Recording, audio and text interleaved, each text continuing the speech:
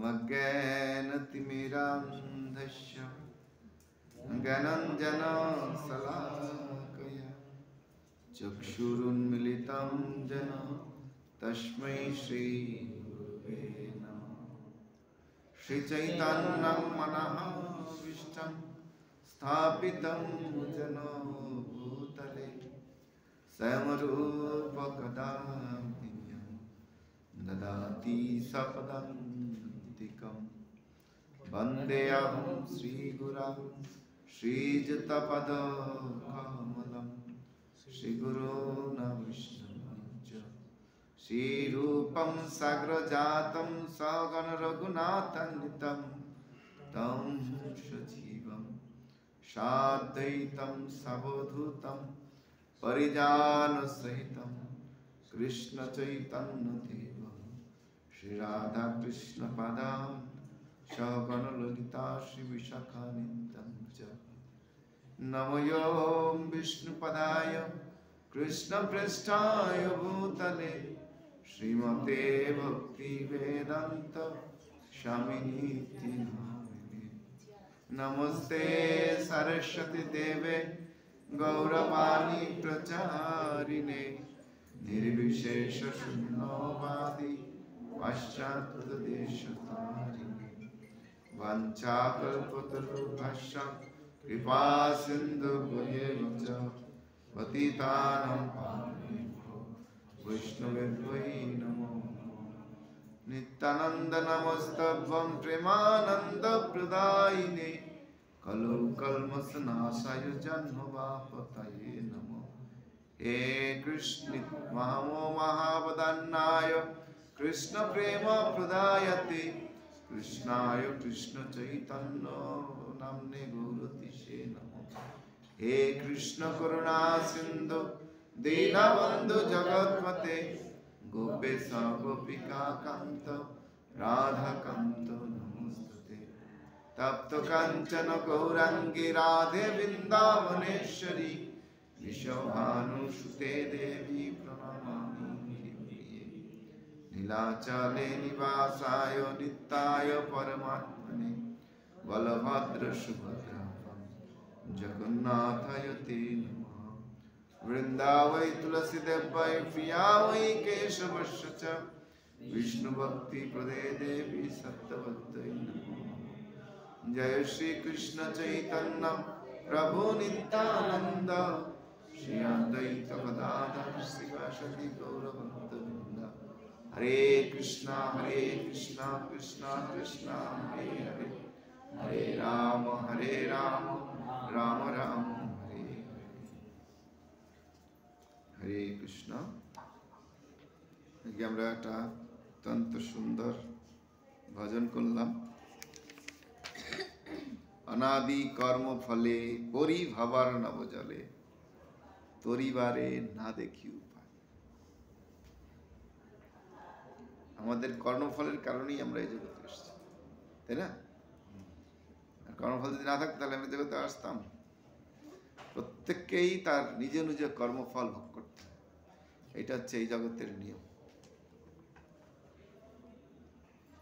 প্রত্যেককেই আমাদেরকে এই জগতে কর্মফল ভোগ করতে হয়, কারণ আমরা কেউই কর্মফলের বাইরে নই। সেজন্য বলছে অনাদি কর্ম ফলে। তো এই কর্মফল হচ্ছে অনাদি, এর কোনো আদি নেই। হ্যাঁ, এই নয় আজকে এটা করেছি কালকে এটা ফল পেয়ে যাব, না, এমন নয়। যেমন গান্ধারী 50 জন্ম আগে একটা কাজ করেছিলেন। কি করেছিলেন?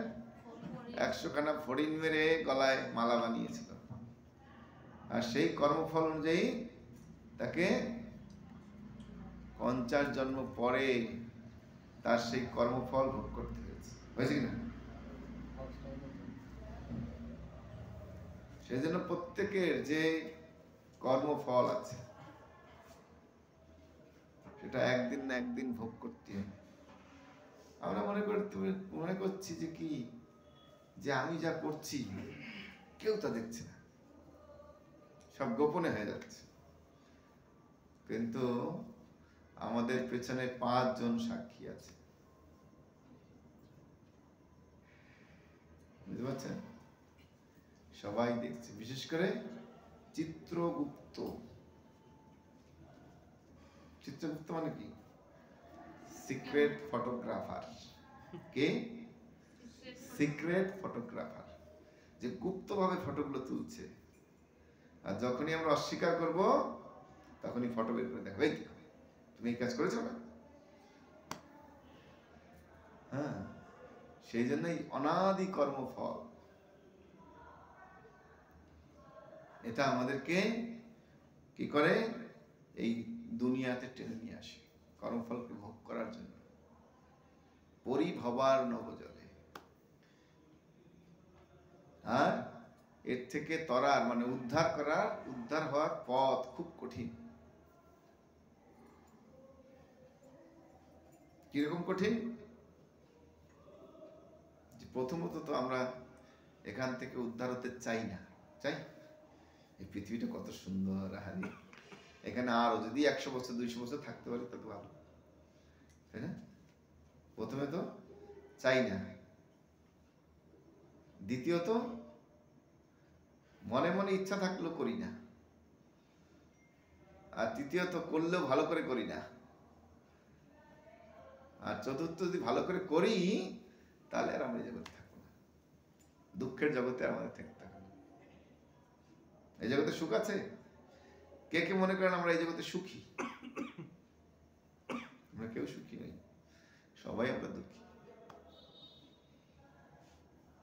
কেউ মন দুঃখী, কেউ তন দুঃখী, কেউ ধন বিনা হয়তো উদাস,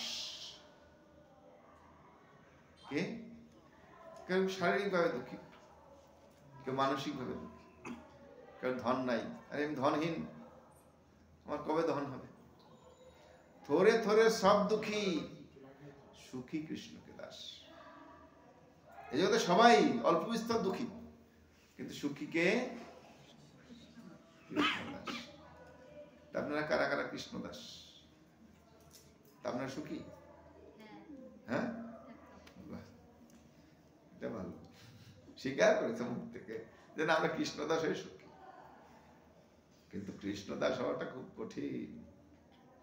হ্যাঁ, সাধারণ নয়। আমরা কৃষ্ণের কাছে গিয়ে, কৃষ্ণদাস মানে কি? দাস কখনো প্রভুর কাছে কিছু চাইবে না।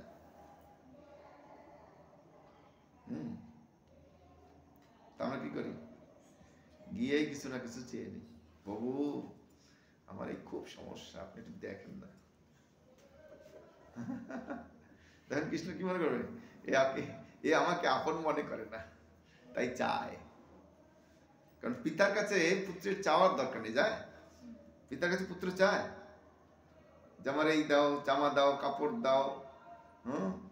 না, পিতা জানে তার পুত্রের কি প্রয়োজন, আর সেই অনুযায়ী তার পিতা তার পুত্রের জন্য ব্যবস্থা করেন, তাই না? তা আমরাও, আমাদেরও এই জগতে কোনো কিছু চাওয়ার দরকার নেই। যদি চাইতে যাই তখন চাইতে পারি না, ভুল আছে আমাদের। যেমন 2টা লোক খুব তপস্যা করেছে, কঠিন তপস্যা ভগবান সন্তুষ্ট হয়েছেন।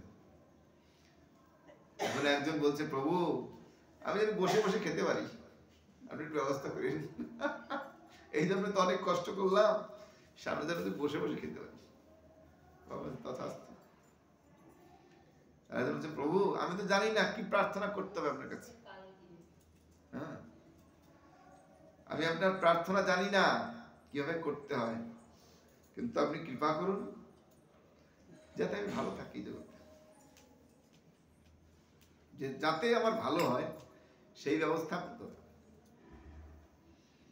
তা কি হয়েছে? যিনি প্রার্থনা করেছেন যে বসে বসে খেতে পারি, তিনি পরের জন্মে একজন ভিখারি হয়েছে। কি হয়েছে? বসে বসে খাবে, বসে আছে আর হাত পাচ্ছে, অনেকেই টাকা দিচ্ছে। খুব ভালো তার জীবন চলছে।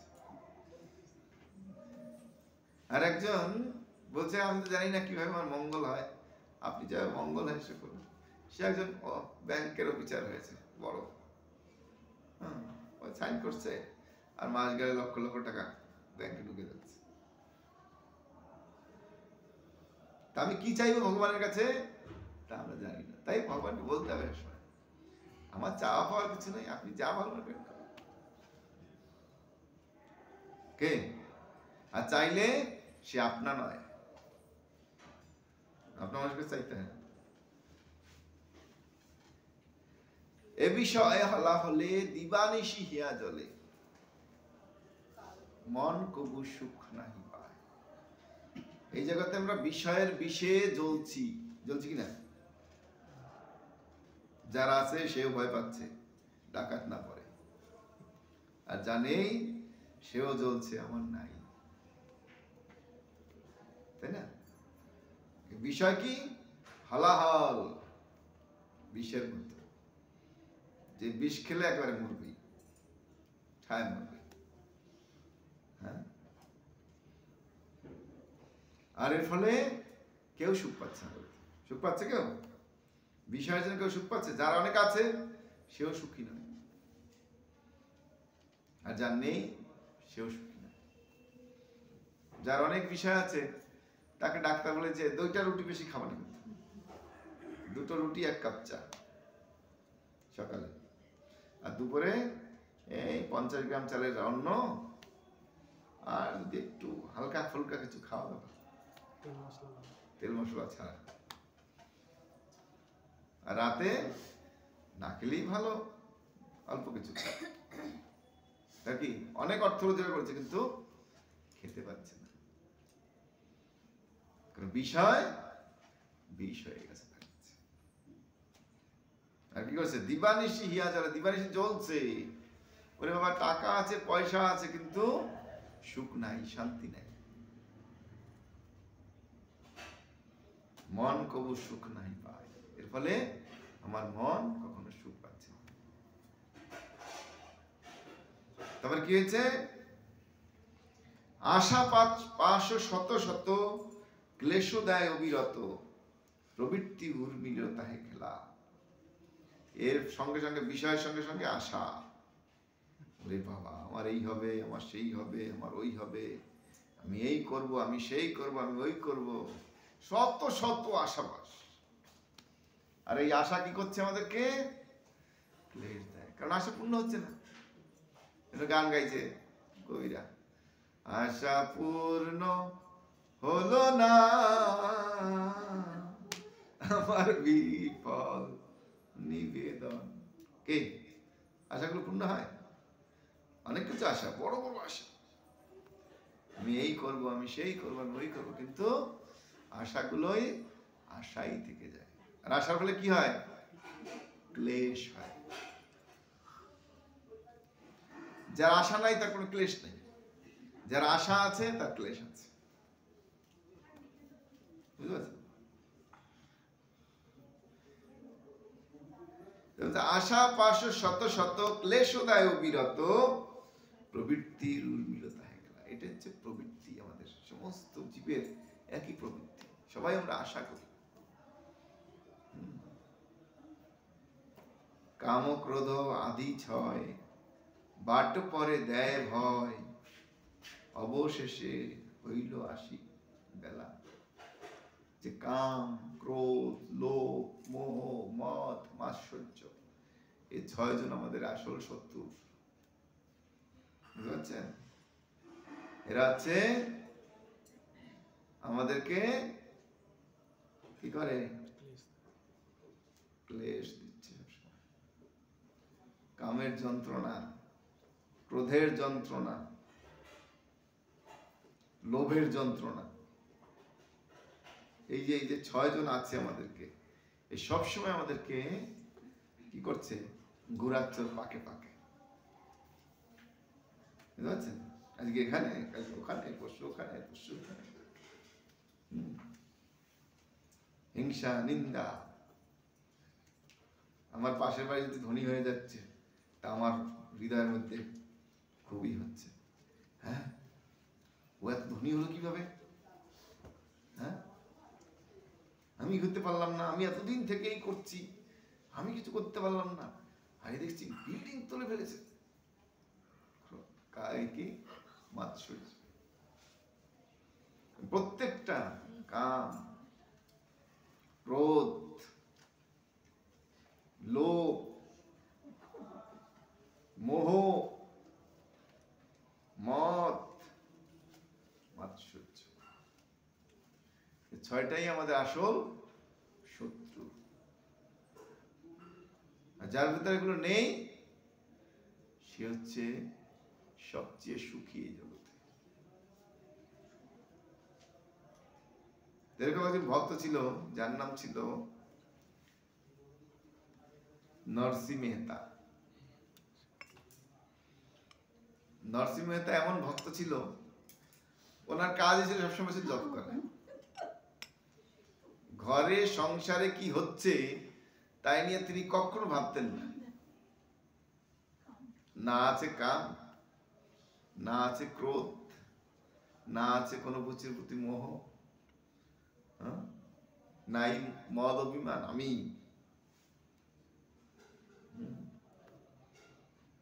মাৎসর্য, কার প্রতি হিংসা নেই। এরকম মোহ, কোনো কিছু প্রতি মোহ নেই, এর থেকে মুক্ত ছিলেন উনি। তো উনি সাধু ছিলেন। তো কি হয়েছে, গৃহস্থ ছিলেন, কিন্তু যখন ওনার একটা সন্তান হয়, সন্তান হওয়ার সময় ওনার স্ত্রী দেহত্যাগ করে। ওই সন্তানকে নিজে কোলে পিঠে করে মানুষ করছে। তো অনেকদিন আগের কথা। তো তখন 12 বছর হলেই মেয়েদেরকে বিয়ে দিতে হতো। 12 বছরের পর মেয়ে বিয়ে দিলে সে বুড়ো হয়ে গেছে, মেয়ে বিয়ে হতো না। তা ওনার মেয়ে 12 বছর বয়স হয়ে গেছে, আর ওর মেয়ে দেখছে চারপাশে সবার বিয়ে হয়ে যাচ্ছে। একদিন এসে বলছে, বাবা আমার বান্ধবী সবার বিয়ে হয়ে গেছে, তাহলে আমার কি বিয়ে হবে না? তো বাবা তো বৈরাগী মানুষ, হরিনামের উপর থাকে, বলে হবে হবে মা, তুই চিন্তা করিস না, তুই যা এখন তোর কাজ কর, আমাকে একটু জব টপ করতে দে। তো উনি বসে জব টপ করছেন।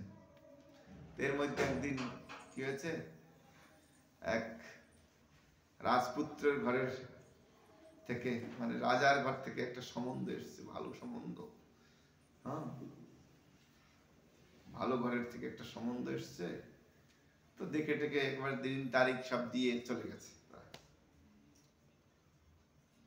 সবারই একটাই বাসনা আছে, আমার ছেলে যাই হোক, আমার মেয়ে চাই কৃষ্ণ ভক্ত ঘরের, তাই না?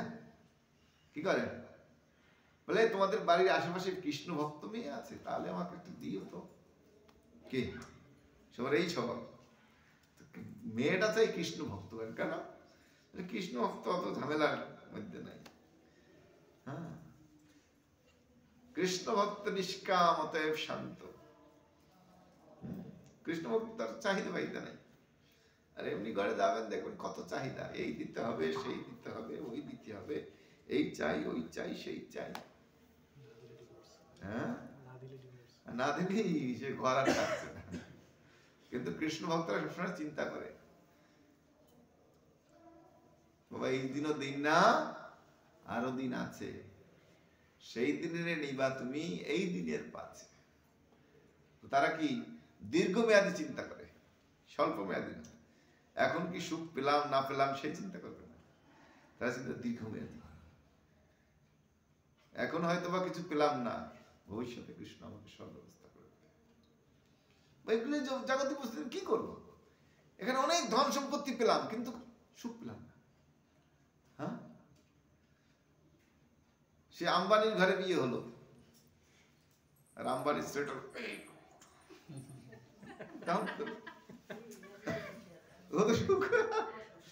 অশান্তির একটা কারাগার। সেজন্য ওরকম সুখ নয়। কৃষ্ণ যদি চায় আমাকে এমনি সুখ দেবে। ভগবান আমার জন্য যা, আমার কপালে যা আছে সবসময় রাখবেন, সবসময় আমার এই 4 আঙ্গুল কপালের মধ্যে যা আছে বলছি সেটা যদি জঙ্গলেও যাই সেখানে বসে পাবো। আর যদি আমি খুব সুখে থাকতে চাই বলি আশা পাশ, এই চাই ওই চাই ওই চাই, কৃষ্ণ কিছুই দেবে না। ঠোকর খেতে খেতে কপাল ফেটে যাবে, রক্ত বেরোবে, কিন্তু কিছু পাওয়া যাবে। আর যদি আমার কপালে থাকে কিছু, কৃষ্ণ আমাকে সব কিছু দেবে। সেজন্য আমাকে সততা রাখতে হবে। আমি যদি সততা রাখি, কৃষ্ণ সব কিছু দেবে, কোনো কিছু থেকে আমাকে বঞ্চিত করবে না। কিন্তু আমি সততা না রাখি, কৃষ্ণ বলে দেবনে আস আয়, হ্যাঁ, উপর থেকে চকমক চকমক করবে, দুদিন পরে ফাঁকা, নাই কিছু।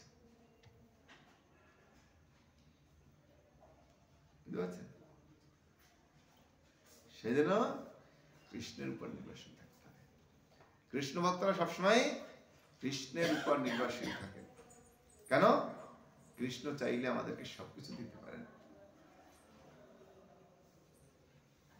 সেজন্য বলছে কামক্রোধ, তারপরে কি হলো, তো বিয়ের 1 মাস বাকি আছে, কিন্তু নরসিং মেয়ে তো জবই করে যাচ্ছে, তিনি তার কোনো তাকাচ্ছে না।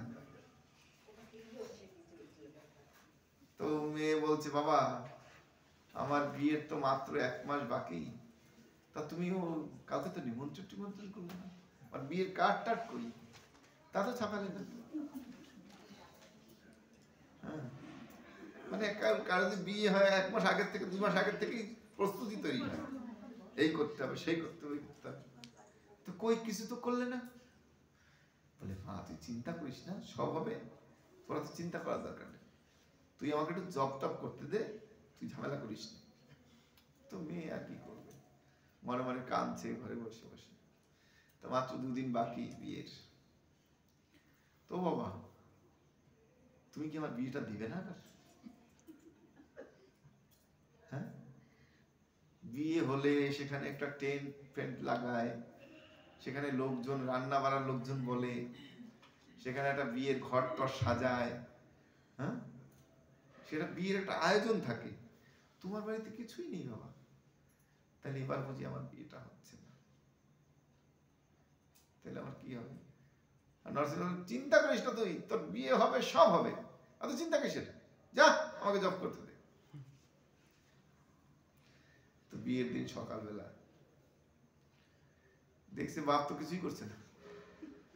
ও বাবা তাহলে আমার বিয়েটা আসলেই হচ্ছে না, না? হ্যাঁ, কারণ তুমি তো কোনো ব্যবস্থা করছো না, নাই টেন্ট লাগানো, নাই রান্না বাড়া, নাই কনে সাজানোর ব্যবস্থা, নাই কোনো কিছু, তো কি হবে, আমার বিয়ে হবে না। এই বলে মেয়েটা কান্নাকাটি শুরু করেছে বাড়িতে বসে। কি করবো, বাপ তো একই জব করছে, ও তো ভাবছে গেল আমার বিয়েটা হলো না। তো দিন চলে গেল, এই বিকেল 4টে বেজেছে, আর দেখা যাচ্ছে দলে দলে লোক আসছে।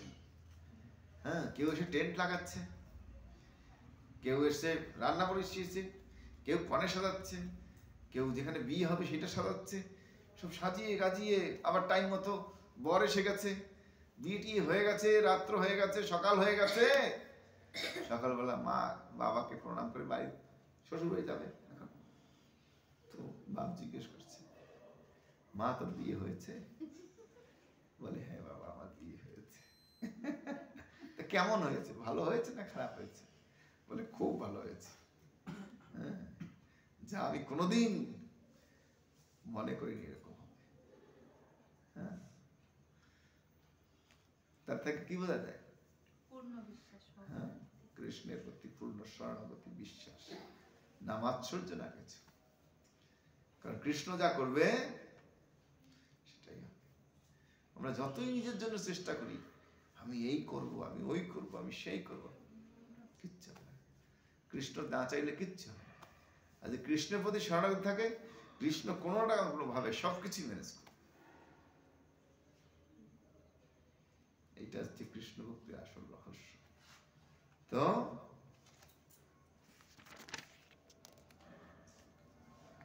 জ্ঞান কর্ম ঠগ দুই, মোরে পোতারিয়া লই, অবশেষে ফেলে সিন্ধু জলে। আমি মাস্টার্স পাস, আমি অমুক কোম্পানির সিইও, জানো? এদিকে কি জ্ঞান আর কর্ম, এই দুটো ঠক। এর কারণে আমরা কৃষ্ণ ভক্তিতে আসতে পারি না।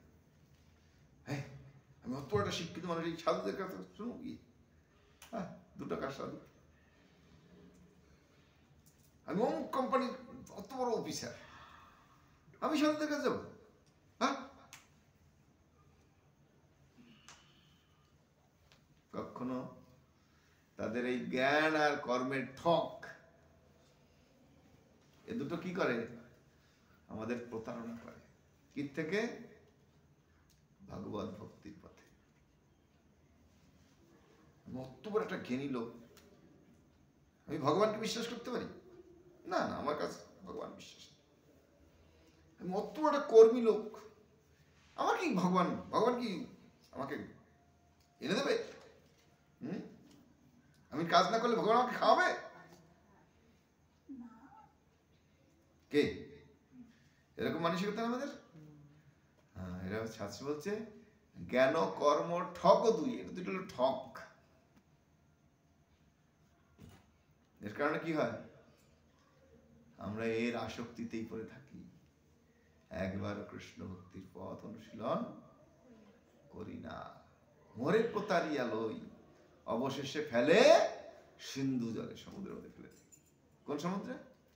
এই ভব সমুদ্রে হাবুডুবু খাই। কি হলো? অনেক কাজ করেছি, কত বড় কোম্পানি, কত বড় কোম্পানির চাকরি করেছি, কত রোজগার করেছি, এখন আমার কি অবস্থা?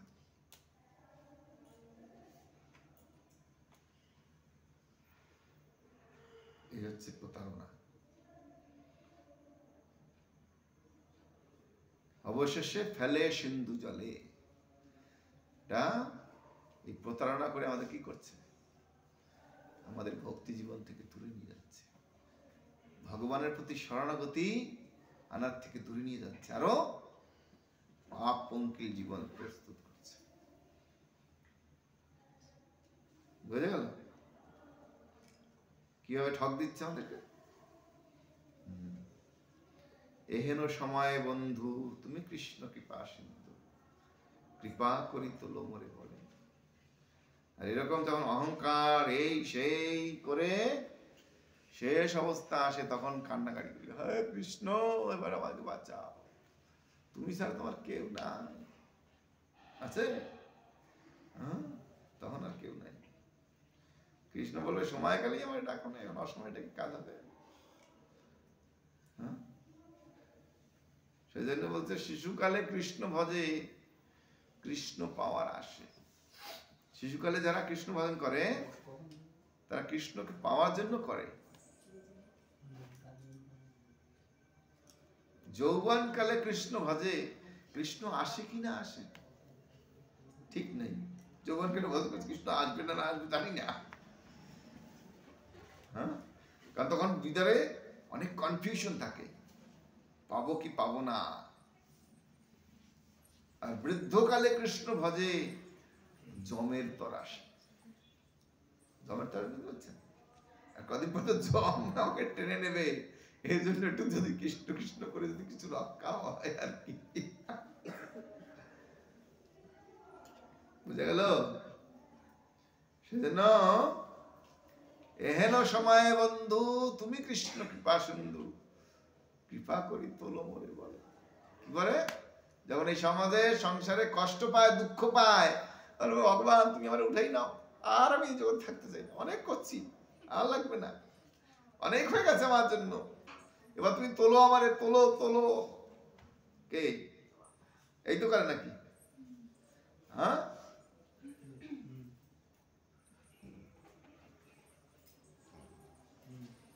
পতিত কিং করে ধরি, পাদপদ্ম ধুলি করি, দেহ ভক্তি বিনোদ আশ্রয়। তো ভক্তি বিনোদ ঠাকুর এত বড় গোসাই সাধু, তিনি বলছে যে পতিত, আমি হচ্ছি পতিত কিঙ্কর। হ্যাঁ, তাই সবসময় ভগবানের পাদপদ্মের প্রতি তার আকর্ষণ। এবং তিনি বলছেন, কৃপা করে এখন আমাকে আশ্রয় দাও, আমি তব নিত্য দাস, ভুলিয়া মায়ার পাশ, বদ্ধ হয়ে আছি দয়াময়। আর আমরা জীবরা কি? কৃষ্ণের নিত্য দাস। আপনি মানুন আর না মানুন, এ জন্মে আসুন আর 500 জন্মে পরে আসুন, আসতে আপনাকে হবেই রাস্তায়। এই একটাই রাস্তা ভগবানের কাছে যাওয়ার। যদি মনে করেন না এই জন্য একটু ভালো মন্দ খাবো, তার সামনের জন্য যাবো, তা কি লাভ হবে? কি লাভ হবে জানেন? শাস্ত্রে বলেছে, জিহ্বা লালসা ইতি ইতি ধায়, শিষ্ণ দৈব পরায়ণ কৃষ্ণ নাহি পায়। ব্রহ্মাণ্ড ভ্রমিতে কোন ভাগ্যবান জীব গুরু কৃষ্ণ প্রসাদে পায়। যদি লোভ ত্যাগ করে গুরু কৃষ্ণের প্রতি আকর্ষণ হয়, তাহলে একটু ভক্তিলতা পাবে। আর যদি আকর্ষণ না হয়, শুধু এই জগৎকে ভোগ করার জন্য বাসনা হয়, তাহলে ওই